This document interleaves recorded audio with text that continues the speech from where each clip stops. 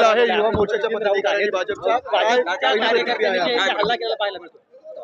अत्यंत निंदनीय, दुर्दैवी आणि लोकशाहीला काळीमा फासणारी अशी घटना आहे।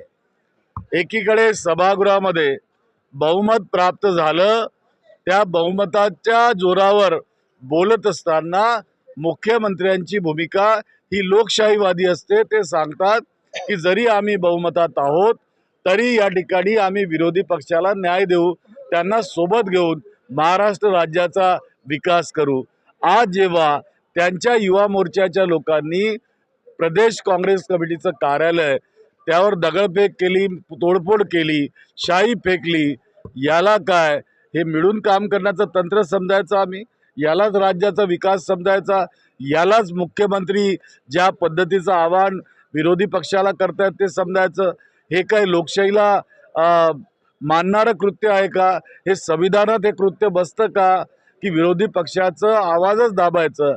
केवळ आवाज नाही दाबायचा, त्यांना जमीनदोस्त करण्याचा प्रयत्न करायचा, हे न शोभा देणारं आहे, हे लोकशाहीच्या विरुद्ध आहे, त्याचा या ठिकाणी निषेधच होणार भाजप आहे। आमदार विक्रमसिंह पाचपुते म्हणतात की जशास तसं उत्तर देण्याची वेळ आलेली आहे, टिकफॉट आहे। अरे ईंट का जवाब पत्थर से देना हमें भी आता है, लेकिन जिनके घर शीशे के होते हैं वो दूसरों के घर पे पत्थर नहीं मारा करते। सर, कर्नाटकचे जे आपले काँग्रेसचे आमदार आहेत त्यांच्या वक्तव्याबद्दल आपली काय भूमिका आहे? त्या ज्या प्रकारे बोलताय की मुंबई केंद्रशासित करायला पाहिजे, जर बेळगाव केंद्रशासित करायचं असेल तर